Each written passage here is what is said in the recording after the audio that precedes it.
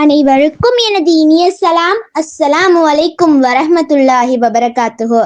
நான் இன்று உங்கள் முன்னிலையில் ஹஜ்ஜும் இப்ராஹிம் அலைஹிஸ்ஸலாமும் எனும் தலைப்பில் சிறிது உரையாற்ற வந்துள்ளேன். இஸ்லாத்தின் 5 தூண்களில் ஒன்றான ஹஜ் புனித பயணம் ஒவ்வொரு முஸ்லிமின் வாழ்விலும் ஒரு முக்கிய மைல்களாகும். இப்புனித பயணம் வெறும் சடங்குகள் நிறைந்த ஒரு காரியம் அன்று. அது நபி இப்ராஹிம் அலைஹிஸ்ஸலாம் அவர்களின் தியாகம், கீழ்ப்படிதல் மற்றும் அல்லாஹ்வின் மீதான ஆழமான விசுவாசம் ஆகியவற்றை நினைவு கூறும் ஒரு ஆன்மீக பயணமாகும். இப்ராஹிம் நபிக்கும் ஹஜ் புனித பயணத்திற்கும் இடையிலான தொடர்பு மிக ஆழமானது, மேலும் அது அழியாத முத்திரையை பதித்துள்ளது.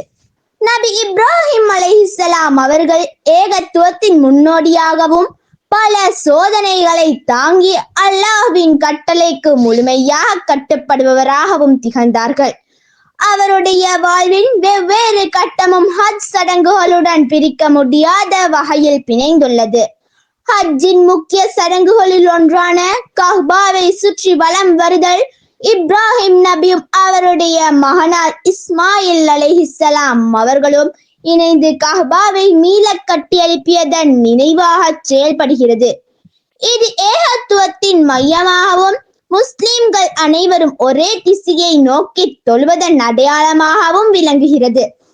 தனது சொந்த விருப்பங்களுக்கும் பாசத்திற்கும் அப்பாற்பட்டு இறைவனின் திருப்தியை நாடி இப்ராஹிம் நபி செயல்பட்டது மனித குலத்திற்கு ஒரு மாபெரும் பாடமாகும். இது ஒருவரின் உயிரிலும் மேலாக இறைவனின் கட்டளைக்கு மதிப்பளிப்பதன் அவசியத்தை வலியுறுத்துகிறது. மீனாவில் கல்லெறிந்து இப்ராஹிம் நபியை வழிகெடுக்க ஷைத்தானை அவர் கல்லெறிந்து விரட்டிய சம்பவத்தின் நினைவாக செயல்படுகிறது. இது வாழ்க்கையில் எதிர்கொள்ளும் சோதனைகளையும் தீய சக்திகளின் தூண்டுதல்களையும் எதிர்த்து போராடும் மன உறுதியையும் அல்லாஹ்வின் உதவியால் அவற்றை முறியடிக்கும் வல்லமையையும் குறிக்கிறது. இறுதியாக ஹஜ் புனித பயணம் இப்ராஹிம் நபியின் தியாகம், கீழ்ப்படிதல் மற்றும் பொறுமை, அல்லாஹ்வின் மீதான அபாரமான நம்பிக்கை ஆகியவற்றின் ஒரு மறு உருவமாக திகழ்கிறது. ஒவ்வொரு ஹஜ் பயணியும் இப்ராஹிம் நபியின் அடிச்சுவடுகளை பின்பற்றி உலக இன்பங்களை துறந்து இறைவனின் அருகாமையை நாடிச் செல்லும் ஒரு ஆன்மீக பயணமாகும்.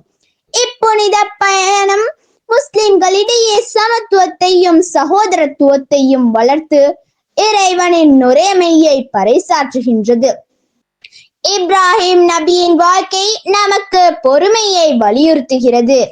அவர் நமக்கு ஒரு நல்ல வழிகாட்டி, அல்லாஹ்வின் நெருக்கத்திற்கு எம்மை அழைத்த நபி அவரின் வாழ்வை முன்மாதிரியாக கொள்வோம் என கூறி வாய்ப்புக்கு நன்றி தெரிவித்து விடை பெறுகிறேன். அஸ்ஸலாமு அலைக்கும் வரஹ்மத்துல்லாஹி வபரகாத்துஹு.